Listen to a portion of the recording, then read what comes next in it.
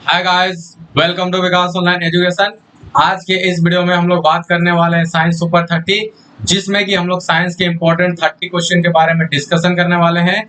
जैसा कि आप लोगों को मालूम है कि रेलवे एनटीपीसी और ग्रुप डी को ध्यान में रखते हुए हम लोगों ने साइंस के इंपॉर्टेंट 1000 क्वेश्चनों का सीरीज लेकर के आ चुके हैं और ये सीरीज का 7 पार्ट है और ये सभी वनडे एग्जाम के लिए इंपॉर्टेंट होने वाला है, चाहे वो एसएससी जीटी हो, एसएससी हो, बैंकिंग हो। जिस एग्जाम में, जिस वनडे एग्जाम में साइंस का क्वेश्चन पूछा जाता है, वहां पर ये सेशन बहुत इंपॉर्टेंट होने वाला है। तो चलिए आज का सेशन को स्टार्ट करते हैं और चलते हैं अपने फर्स्ट क्वेश्चन की ओर। देखिए, आज का सेशन का फर्स्ट क्वेश्चन हम लोगों के सामने आ चुका है और इसको समझते हुए फिर हम लोग आगे की ओर चलेंगे। क्वेश्चन यहाँ पे यह बोल रहा है कि द मित्री मेंडलीफ ने क्या तैयार किया था। जैसा कि आप लोग नाम सुन रहे हैं यहाँ पे मेंडलीफ, तो मेंडलीफ यहाँ पे किसका नाम है? केमिस्ट्रियन का नाम है। तो मेंडलीफ ने किस चीज का तैयार किया था? चार ऑप्शन आपके सामने में है और चारों ऑप्शन में आपको सही उत्तर देना है। तो मेंडलीफ के बारे में आप लोग जानते हैं कि इन्होंने आवर्त सारणी का निर्माण किया था। तो रासायनिक तत्वों की आवर्त सारणी का निर्माण मेंडलीफ जी ने ही किया था। तो सही उत्तर हम लोग का हो जाएगा रासायनिक तत्वों की आवर्त सारणी। ओके, चलिए चलते हैं अब सेकंड क्वेश्चन की ओर चलते हैं हम लोग। तो नेक्स्ट क्वेश्चन हम लोगों के सामने आ चुका है और इसको भी हम लोग देखते हैं। देखिए, क्वेश्चन यहाँ पे ये बोल रहा है कि फोटोसिंथेसिस, ठीक है, एक वर्ड आया हो यहाँ पे प्रकाश संश्लेषण, इसका मतलब हो जाता है फोटोसिंथेसिस। और एक वर्ड यहाँ पे आया हुआ है ऑक्सीजन। तो फोटोसिंथेसिस के दौरान ऑक्सीजन कहाँ से आता है? सिंपल सा बात है। यहाँ पे क्वेश्चन ये बोल रहा है कि जब पेड़ पौधे अपना भोजन बनाते हैं, जब पेड़ पौधे अपना भोजन का निर्माण करते हैं, तो उस विधि को बोलते हैं फोटोसिंथेसिस, यानी कि प्रकाश संश्लेषण। तो फोटोसिंथेसिस के समय ऑक्सीजन कहाँ से आता है? ठीक है, तो चार ऑप्शन आपके सामने में है, चारों ऑप्शन में हम लोग को सही उत्तर देना होगा। तो सही उत्तर क्या हो जाएगा? इसका सही उत्तर होगा पानी, यानी कि हम लोग का वाटर से ऑक्सीजन आता है। ठीक है, जैसे कि हम यहाँ पे रिएक्शन लिख रहे हैं, फोटोसिंथेसिस का रिएक्शन क्या होता है? सबसे पहले उन लोग क्या लेता है? कार्बन डाइऑक्साइड लेता है। ठीक है, कार्बन डाइऑक्साइड लेने के बाद क्या लेगा? उसमें से जल लेगा। और जब कार्बन डाइऑक्साइड और जल क्लोरोफिल के उपस्थिति में, ठीक है, Cl2 यानी कि अल्ट्रावायलेट रे की उपस्थिति में जब इन लोग यहाँ पे रिएक्शन करेगा और क्लोरोफिल की उपस्थिति में आप जब रिएक्शन करेगा, तो इन लोग भोजन बनाता है, यानी कि C6H12 और ये O6, जिसको कि हम लोग ये बोलते हैं ग्लूकोज। और फिर किसका निर्माण कर लेगा? ये निर्माण करेगा ऑक्सीजन का। और सभी जगह पे 6 इसको लगा दीजिए, इसको यहाँ पे बैलेंस करने के लिए। ठीक है, तो इस तरीके से यहाँ पे ये बैलेंस हो जाता है। तो यहाँ पे जो ये ऑक्सीजन दिखाई दे रहा है, ये ऑक्सीजन दिखाई दे रहा है, यहाँ पर ये ऑक्सीजन दिखाई दे रहा है, ये ऑक्सीजन दिखाई दे रहा है। तो ऑक्सीजन ये कहाँ से आता है? ये ऑक्सीजन हम लोग आता है वाटर से। ठीक है, और एक क्वेश्चन ये भी पूछ सकता है कि फोटोसिंथेसिस के दौरान कौन सा गैस बाहर निकलता है? वो हो जाएगा आपका ऑक्सीजन, जैसा कि यहाँ पे आप लोग देख पा रहे हैं। ठीक है, चलिए नेक्स्ट क्वेश्चन की ओर चलते हैं हम लोग। नेक्स्ट क्वेश्चन हम लोग के सामने आ चुका है। यहाँ पे क्वेश्चन है कॉन्स्ट्रक्शन ग्रेडियंट के खिलाफ, ठीक है, कोशिका की हलचल को क्या कहा जाता है? तो चार ऑप्शन आपके सामने में है। तो सही उत्तर हम लोग का क्या हो जाएगा? ये हो जाएगा सक्रिय परिवहन। जैसे कि मान लीजिए एक किशमिश है, ठीक है, तो वहां पे जो हम लोग का कोशिका का जो हलचल होता है, ठीक है, कॉन्सेंट्रेशन के द्वारा, जैसे कि ये पानी है, ठीक है, पानी के अंदर में हम लोग क्या रख दिए? ये रख देते हैं रेजिन को, यानी कि किशमिश को। तो इसमें जो कॉन्सेंट्रेशन होगा, तो वो एक तरह का परिवहन है। ठीक है, तो वही चीज यहाँ पे क्वेश्चन पूछ रहा है। चलिए नेक्स्ट क्वेश्चन की ओर चलते हैं हम लोग। हाइड्रोजन अणु का नाभिक किस से बना होता है? हाइड्रोजन अणु का नाभिक किससे बना होता है? चार ऑप्शन आपके सामने में है। हाइड्रोजन यहाँ पे दिखाना चाहेंगे, हाइड्रोजन एक स्टेप्स होता है। ठीक है, तो इसमें से क्या उत्तर हो जाएगा? एक प्रोटॉन से ये बना होता है। यहाँ पे देखिए, यहाँ पे न्यूट्रॉन भी बोल रहा है, इलेक्ट्रॉन भी बोल रहा है, तो तीनों चीज इसमें होगा ही नहीं। ठीक है, दो इलेक्ट्रॉन बोल रहा है तो दो को होगा ही नहीं, नॉन ऑफ दिस तो होगा ही नहीं। तो यहाँ पे फर्स्ट उत्तर हम लोग का सही उत्तर हो जाएगा। ठीक है, चलिए नेक्स्ट क्वेश्चन की ओर चलते हैं।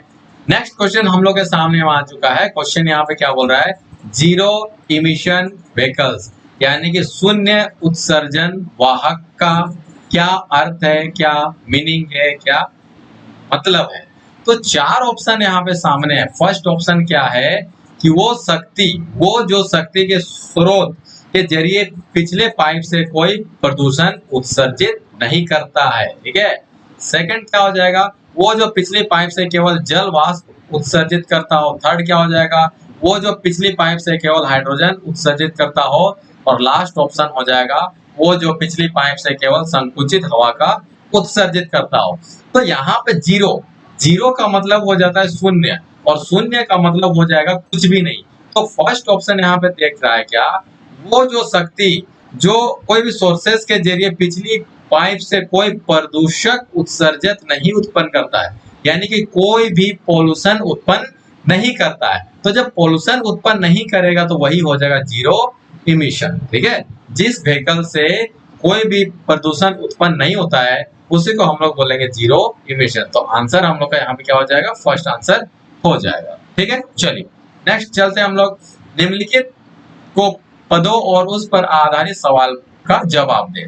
देखिए यहाँ पे निम्नलिखित को पढ़े होगा, टाइपिंग मिस्टेक है, और उस पर आधारित सवाल का जवाब दें। जीका वायरस मच्छर एडिस एनजी जो डेंगू, चिकनगुनिया और पीले बुखार को संचारित करता है के द्वारा फैलता है, ठीक है। तो इस तरीके से यहाँ पे आपको लिखा हुआ है। तो जीका वायरस के बारे में यहाँ पे सारा कुछ लिखा हुआ है। तो यहाँ पे आपका क्वेश्चन आ जाता है। क्वेश्चन क्या बोल रहा है, ये दिए गए अनुच्छेद में से कौन सा निष्कर्षण निकलता है। देखिए आंसर आपके सामने फर्स्ट में आ चुका है ना, कोई दिक्कत वाली बात नहीं। क्वेश्चन क्या है उसको हम लोग देखिए पहले दिया हुआ था, सारा कुछ लिखा हुआ था, और यहाँ पे हम लोग को चार ऑप्शन दिया हुआ है। जीका वायरस एक निश्चित सीमा तक रहता है, गलत बात। जीका वायरस मच्छर द्वारा फैलता है, बिल्कुल सही बात, ठीक है। जीका वायरस केवल भ्रूण को नुकसान होता है, ये भी गलत बात। जीका वायरस कंप्यूटर के लिए हानिकारक है, ये भी गलत बात। तो जीका वायरस किसके द्वारा फैलता है, मच्छर के द्वारा फैलता है। ओके नेक्स्ट क्वेश्चन हम लोग के सामने आ चुका है। सल्फर ने अपना नाम किस भाषा से लिया है, ठीक है। चार ऑप्शंस आपके सामने होगा, और जितना भी केमिस्ट्री का ज्यादातर जो नाम होता है वो सभी अपना ज्यादा से ज्यादा किस पर नाम रखा जाता है, लैटिन वर्ड पर ही रखा जाता है। तो सल्फर ने भी अपना नाम किस भाषा से रखा गया है, लैटिन वर्ड के द्वारा यहाँ पे रखा गया। नेक्स्ट क्वेश्चन की ओर चलते हैं। गर्मी और तापमान और ऊर्जा और काम के संबंध से, ठीक है, संबंधित भौतिकी प्रसारण को क्या कहा जाता है। गर्मी और तापमान और ऊर्जा, ठीक है, और काम से संबंध, दो बार टाइप हो गया है, से संबंधित भौतिकी की प्रसारण को हम लोग क्या कहते हैं, ठीक है। चार ऑप्शन आपके सामने में है, और चार ऑप्शन में सही उत्तर क्या हो जाएगा, सेकंड वाला, ठीक है। चलिए तो यहाँ पे एक बात समझिएगा, थर्मोडायनेमिक, आप लोग नाम सुने होंगे, फिजिक्स का एक शाखा है थर्मोडायनेमिक। तो थर्मोडायनेमिक हम लोग को क्या बताता है, गर्मी के बारे में बताता है, तापमान के बारे में बताता है, और ऊर्जा के बारे में बताता है। तो थर्मोडायनेमिक फिजिक्स का एक ऐसी शाखा है जिसमें हम लोग को जानकारी किसके बारे में दिया जाता है, तापमान के बारे में, रिएक्शन के बारे में, ऊर्जा के बारे में, गर्मी के बारे में, और काम के बारे में, ठीक है।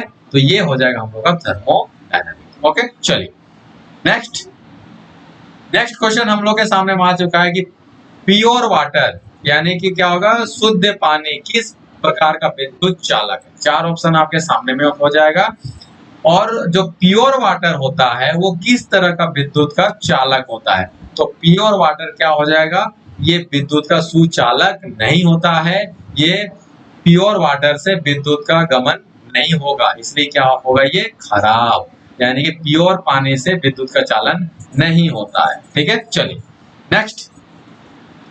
नेक्स्ट हो जाएगा हम लोग के सामने में क्वेश्चन, ना चिपकने वाली बर्तन किसका लेप होता है। चार ऑप्शन आपके सामने में है, और चारों ऑप्शन में हम लोग का सही उत्तर क्या हो जाएगा, टेफ्लॉन। ओके देखिए, ना चिपकने वाली, आजकल जो एक बर्तन निकला हुआ है उस बर्तन में कुछ भी आप बनाइए वहां पर क्या होगा, नहीं चिपकेगा। तो वो नहीं चिपकने वाली जो यहाँ पे काला काला जो यहाँ पे लगा रहता है ना, वो क्या होता है, टेफ्लॉन, ठीक है, यानी कि CF2 डबल बॉन्ड CF2, ठीक है। तो ये हो जाता है हम लोग का क्या, ये है टेफ्लॉन। तो टेफ्लॉन का ही यहाँ पे ये परत चढ़ाया रहता है, जिसके कारण से ये नहीं चिपकता है। ठीक है, चलिए नेक्स्ट क्वेश्चन की ओर चलते हैं हम लोग। निम्न में से कौन सा अलग है? Argon, neon, xenon. देखिए ये सब कोई भी रिएक्शन करने वाला नहीं है, उसमें से एक हाइड्रोजन जो है अलग हो जाएगा। हाइड्रोजन अलग होने का मतलब क्या हो जाएगा? आर्गन, ठीक है। देखिए ये सब 18 वर्ग, आर्गन हो गया, नियन हो गया, जेनॉन हो गया, सभी 18 वर्ग के तत्व है, लेकिन ये फर्स्ट वर्ग का तत्व कौन हो जाएगा? हाइड्रोजन हो जाएगा। ओके, चलिए उत्तर क्या होगा यहाँ पे? हाइड्रोजन होगा। नेक्स्ट क्वेश्चन की ओर चलते हैं। ट्रोजन क्या है? ट्रोजन क्या है? 4 ऑप्शन आपके सामने में आएंगे, 4 ऑप्शन में सही उत्तर क्या हो जाएगा? ट्रोजन क्या है? मालवेयर है, एक तरह का ये क्या हो जाएगा? ट्रोजन मालवेयर है। ठीक है, चलिए नेक्स्ट क्वेश्चन। अच्छा क्वेश्चन रिपीट हो गया है तो ट्रोजन यहाँ पे क्या हो जाएगा? मालवेयर हो जाएगा, इससे कोई दिक्कत नहीं है। नेक्स्ट क्वेश्चन हम लोग चलते हैं। नेक्स्ट क्वेश्चन हम लोग के सामने आ चुका है। नेत्र गोलक को कंट्रोल करने के लिए कितनी मांसपेशियों का इस्तेमाल किया जाता है? यानी कि जो हम लोग का आई का जो गोलक है, आंख का जो गोलक है, उसको कंट्रोल करने के लिए कितनी मांसपेशियों का इस्तेमाल किया जाता है? तो 4 ऑप्शन आपके सामने में है और सही उत्तर क्या होगा? यहाँ पे होगा सेकंड ऑप्शन, यानी कि 6 मांसपेशियों का इस्तेमाल किया जाता है आंख का गोलक को कंट्रोल करने। ओके, चलिए देखिएगा वहां के सिलेरी मसल्स, आंख में जो लेंस लगा रहता है उसको कंट्रोल करता है कौन? Ciliary muscles. और ये सिलेरी मसल्स कंट्रोल करता है जब हम लोग को किसी चीज को देखने का जरूरत होता है, बहुत दूर का चीज को, तो उसमें फोकस दूरी को वो बढ़ाना होता है, तो उस समय सिलेरी मसल्स काम करता है। तो ऐसा नेत्र गोलक को कंट्रोल करने के लिए कितने मसल्स का इस्तेमाल किया जाता है? तो 6 मसल्स का यहाँ पे इस्तेमाल किया जाता है। ठीक है, चलिए नेक्स्ट क्वेश्चन की ओर चलते हैं। निम्नलिखित में से किसका प्रयोग पानी की अस्थायी कठोरता को दूर किया जाता है? 4 ऑप्शन आपके सामने में है और चारों ऑप्शन में सही उत्तर क्या होगा देखना होगा। ठीक है, चलिए एक बात यहाँ पे समझिएगा कि गांव देहात में बहुत सारा कुआं ऐसा है, बहुत जगह पे पानी ऐसा है जिसमें कि दाल पकता नहीं है, ये पहली बात। दूसरी बात क्या हो जाएगा? दूसरी बात ये होगा कि उसमें साबुन का फेन नहीं होता है, उसमें कपड़ा साफ नहीं होता है। तो उसमें क्यों ऐसा होता है? क्योंकि ये पानी वो क्या है? कठोर है। ठीक है, तो उसमें क्या पानी है? कठोर है, तो उसमें क्या हो जाएगा? D2O। ठीक है, वो ड्यूटेरियम हाइड्रोक्साइड, यानी कि वो D2O रहता है। ठीक है, तो कठोरता किसके कारण होगा? तो वो कैल्शियम हाइड्रो, यानी कि कैल्शियम, ठीक है, कैल्शियम आयन मौजूद रहता है उस पानी में, जिसके कारण से वहां पे क्या होगा? वो कठोरता बना रहता है। तो क्या ऐसा चीज हम लोग उसमें डालेंगे जो हम लोग का अस्थायी कठोरता को हटा दिया जाएगा? ठीक है, तो सही उत्तर क्या हो जाएगा हम लोग का? Sodium carbonate. ओके, चलिए नेक्स्ट क्वेश्चन हम लोग चलते हैं। यहाँ पे और एक चीज आया हुआ था, यहाँ पे सेकंड ऑप्शन में क्या था? ये है एलम। तो एलम में क्या होता है ना कि पानी को साफ किया जाता है। ठीक है, कोई भी टैंक में अगर फिटकिरी को डाल दीजिएगा तो जितना भी पानी है ना, पानी में जितना भी गंदा है सब नीचे बैठ जाएगा। ओके, चलिए तो नेक्स्ट क्वेश्चन की ओर चलते हैं। मानव मस्तिष्क का वजन कितना होता है? तो मानव मस्तिष्क का वजन हम लोग का कितना हो जाएगा? फर्स्ट ऑप्शन है शरीर के कुल वजन का लगभग 2 भाग, सेकंड ऑप्शन है शरीर के कुल वजन का लगभग 8%, थर्ड है 12% और चौथा हो जाएगा 15%। तो मानव मस्तिष्क का वजन कितना होता है? तो शरीर का जितना वजन होगा उसका 2% क्या हो जाएगा? मानव मस्तिष्क का वजन होता है। ओके, चलिए नेक्स्ट क्वेश्चन की ओर चलते हैं हम लोग। और एक बात यहाँ पे देता है कि क्वेश्चन और एक देता है कि मानव मस्तिष्क का वजन कितना होता है। यहाँ पे तो क्वेश्चन पूछ लिया कि कितना प्रतिशत होता है, लेकिन कितना वजन होता है? तो वहां पे करीबन 1300 ग्राम आसपास। ठीक है, उसको याद रखिएगा, 1300 ग्राम आसपास क्या होता है? मानव मस्तिष्क का वजन होता है। ओके, चलिए नेक्स्ट क्वेश्चन। किस रासायनिक अभिक्रिया में भिन्न यौगिक बनाने के लिए यौगिकों के बीच आयन का विनिमय होता है? ठीक है, तो आयन के बीच यहाँ पे क्या हो जाएगा? विनिमय। वो आंसर क्या होगा सही उत्तर? दोहरी विस्थापन अभिक्रिया। ठीक है, चलिए नेक्स्ट क्वेश्चन की ओर चलते हैं। निम्नलिखित कागजों में से किन्हें पुनः चक्रित नहीं किया जा सकता है? समाचार पत्र, नोटबुक कागज, गन्ना और मोमयुक्त कागज। ध्यान से देखिएगा यहाँ पे कि समाचार जो पेपर होता है उसको हम लोग फिर से रिसाइकल कर सकते हैं। ठीक है, नोटबुक जो आपका कॉपी होता है उसको भी रिसाइकल कर सकते हैं। गन्ना गन्ना मतलब होता है कतारी, शुगर केन। तो शुगर केन को भी हम लोग रिसाइकल कर सकते हैं, क्योंकि गन्ना जो रस निकलता है उसका जो खोई बनता है ना, खोई, ठीक है, खोई रह जाता है जूस निकालने के बाद। गन्ना से जूस निकालने के बाद जो खोई बच जाता है, उसी खोई का इस्तेमाल हम लोग पेपर में बनाने में इस्तेमाल करते हैं। तो इसको भी हम लोग यहाँ पे रिसाइकल कर सकते हैं। लेकिन क्या है यहाँ पे, मोम युक्त कागज, इसका इस्तेमाल हम लोग रिसाइकल में नहीं कर सकते हैं। तो सही उत्तर हम लोग का यही हो जाएगा कि मोम युक्त कागज को हम लोग दोबारा से इसको रिसाइकल नहीं कर सकते। ओके, चलिए नेक्स्ट क्वेश्चन हम लोग के सामने आ चुका है। निम्नलिखित में से कौन सा ध्वनि का एक प्रभाव नहीं है? ठीक है, चलिए तो चार ऑप्शन आपके सामने में है। तो चार ऑप्शन में देखिएगा, हियरिंग लॉस, क्या ध्वनि, ध्वनि मतलब साउंड, ठीक है, ध्यान समझिएगा, साउंड। जोर से बोलिएगा तो हियरिंग लॉस होगा ना, जोर से अगर मैं मान लीजिए कहीं साउंड बॉक्स बज रहा है तो कान में आपका इफेक्ट होगा ही। हाइपर टेंशन होता है बहुत लोगों को ज्यादा ध्वनि उत्पन्न होने से, और ये टिनाटस भी उत्पन्न होता है। तो हम लोग का ध्वनि यानी कि साउंड पोल्यूशन से क्या ऐसा इफेक्ट नहीं होगा? तो स्किन डिजीज हम लोग का नहीं होगा, ठीक है। और ये तीनों ही चीज हम लोग का यहाँ पे होता है, क्योंकि बहुत लोगों को साउंड पोल्यूशन से क्या होगा, सुनने में दिक्कत होता है ना, कोई बॉक्स के सामने में लेके जाइएगा तो सुन नहीं पाएगा, ठीक है, हाइपर टेंशन हो जाता है। तो यहाँ पे साउंड पोल्यूशन से हम लोग का स्किन डिजीज कभी भी नहीं होगा, और यही सही उत्तर हम लोग का हो जाएगा, ठीक है। चलिए नेक्स्ट क्वेश्चन की ओर चलते हैं। देखिए नेक्स्ट क्वेश्चन जो हम लोग को बोल रहा है, जो हम लोग का जो आहार नली होता है, जो हम लोग भोजन खाते हैं, तो वो आहार नली में जो चला जाता है तो वो किस विधि के द्वारा जाता है? ठीक है, तो वो सही उत्तर क्या होगा? अंतःग्रहण, ठीक है। मतलब भोजन को नली में डालने का यानी कि मुंह में डालने का जो विधि है उसी को बोलेंगे हम लोग अंतःग्रहण। और उसके बाद ये पाचन हो जाता है, डाइजेशन हो जाता है, ठीक है।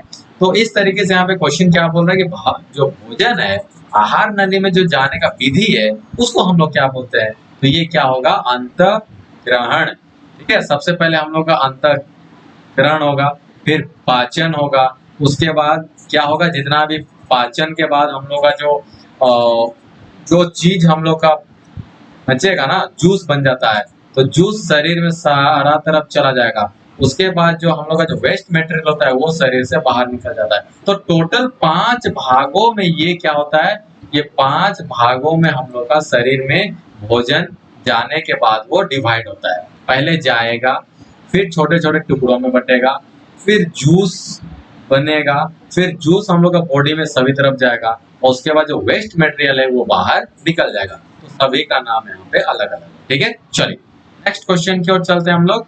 तो नेक्स्ट क्वेश्चन हम लोग के सामने में आ चुका है। तो क्लोरोफॉर्म सॉल्यूशन में नाइट्रोजन के किस ऑक्साइड का प्रयोग किया जाता है? जो क्लोरोफॉर्म होता है, क्लोरोफॉर्म आप लोग समझते हैं ना, जो कि रुमाल में ले करके उसको अगर नाक में सूंघिएगा ना तो बेहोशी हो जाता है। तो जैसे में ट्रेन में भी बहुत कोई क्या करता है कि नाक में उसको सूंघा करके, रुमाल में ले करके सूंघा करके किसी का पर्स से चोरी निकाल लिया, ठीक है, पर्स छीन लिया, किसी का गला चेन निकाल लिया। तो क्लोरोफॉर्म एक बेहोशी का दवा है, ठीक है। तो उसमें नाइट्रोजन के किस ऑक्साइड का उपयोग किया जाता है? तो 4 ऑप्शन आपके सामने में है, और चारों ऑप्शन में सही उत्तर क्या होगा? नाइट्रोजन पेरोक्साइड, ठीक है। तो क्लोरोफॉर्म तो समझ में आ गया होगा, ये बेहोशी का दवा है, ठीक है। चलिए नेक्स्ट क्वेश्चन की ओर चलते हैं हम लोग। तरल अवस्था से गैसीय अवस्था में रूपांतरण को क्या कहा जाता है? ठीक है, 4 ऑप्शन आपके सामने में आ जाएगा, और चारों ऑप्शन में सही उत्तर क्या होगा? तरल अवस्था यानी कि लिक्विड से गैस यानी कि पानी से यानी कि गैस में रूपांतरण को क्या बोलते हैं? तो ये हो जाएगा आपका वाष्पीकरण, ठीक है। चलिए नेक्स्ट क्वेश्चन की ओर चलते हैं। जड़त्व का नियम किसके द्वारा दिया गया था? तो जड़त्व का नियम किसके द्वारा दिया गया था? जड़त्व का नियम क्या बोलता है? अगर कोई वस्तु स्थिर में है तो स्थिर में ही रहेगा, और अगर कोई वस्तु गति में तो वो गति में ही रहेगा। तो वो विराम जड़त्व होता है एक तरह का, और एक गति जड़त्व होता है, ठीक है। 2 तरह का यहाँ पे जड़त्व होता है। तो कोई वस्तु अगर चल रहा है तो चलता ही रहेगा, कोई वस्तु अगर स्थिर में है तो वो स्थिर में ही रहेगा। तो ये जो जड़त्व का नियम है वो किसके द्वारा दिया गया था? वो दिया जाएगा आइजैक न्यूटन सर के द्वारा, ठीक है। चलिए नेक्स्ट क्वेश्चन की ओर चलते हैं हम लोग। नेक्स्ट क्वेश्चन हम लोग के सामने आ चुका है, जेनेटिक इंजीनियरिंग के संबंध में भिन्न का पता लगाइए। 4 ऑप्शन आपके सामने में है, चारों ऑप्शन में सही उत्तर को जानना होगा कि जेनेटिक इंजीनियरिंग में संबंध में भिन्न का जानकारी दीजिए। आप लोग सुने होंगे कि बीटी कॉटन, बीटी कॉटन का मतलब क्या होता है कि बीटी कॉटन में एक ऐसा कॉटन को उत्पन्न किया गया था जिसमें कि कीड़ा ना लगे, यानी कि ऑटोमेटिकली, देखिए ये क्या होता था, कॉटन को लगा दिया जाता था खेत में, तो कॉटन को लगाने से क्या होता था, कीड़ा लग जाता था उसमें और ये कॉटन ठीक से नहीं हो पाता था। तो यहाँ पे इंजीनियरिंग लोग क्या किया, यहाँ पे लेबोरेटरी में एक ऐसा कॉटन को उत्पादन किया जो कि वो स्वतः एंटी बनाने में ये सक्षम हो, और उसको खेत में लगा देने से उसके चारों तरफ जो भी हम लोग का आउटर मोस्ट जो वहां पे कीड़ा है जो उसको खाने आता था, उसको वहां पे डैमेज नहीं पहुंचा सकता था। तो जिसको यहाँ पे बीटी कॉटन बोला जाता है, तो बीटी कॉटन में भी ये उपयोग किया जाता था, गोल्डन राइस में भी किया जाता था और अम्लरोस में भी किया जाता था। लेकिन भिंडी में इस तरह का किसी भी तरीके से कोई जेनेटिक इंजीनियरिंग काम नहीं किया गया है। ठीक है, तो सही उत्तर हम लोग का क्या हो जाएगा, यहाँ पे भिंडी। आई बात समझे? चलिए नेक्स्ट क्वेश्चन हम लोग के सामने आ चुका है, निम्नलिखित में से कौन सा कम दूरी की वायरलेस कनेक्टिविटी की सुविधा को प्रदान करता है। तो 4 ऑप्शन आपके सामने में है, चारों ऑप्शन में आपका सही उत्तर को बताना है। देखिए क्वेश्चन यहाँ पे क्या बोल रहा है ना, क्वेश्चन को समझना बहुत इंपॉर्टेंट है। निम्नलिखित में से कौन सा कम दूरी, यानी कि वायरलेस, पहली बात तो यहाँ पे होगा वायरलेस, ये जो होता है ना कंप्यूटर में होता है, ठीक है, फायर वॉल आप लोग जानते ही हैं, सेटअप बॉक्स में भी क्या होता है, ये होता है आपका वायर।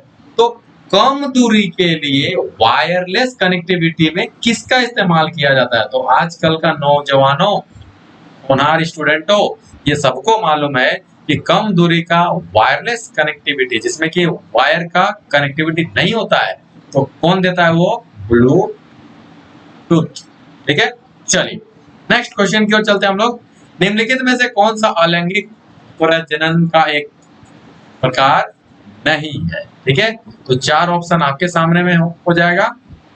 चलिए यहाँ पे होगा बडिंग, ये भी है, विखंडन भी है और बाइनरी फ्यूजन भी है। ठीक है, तो हम लोग का अलोगेमी नहीं होगा, तो यही हम लोग का सही उत्तर यहाँ पे हो जाए।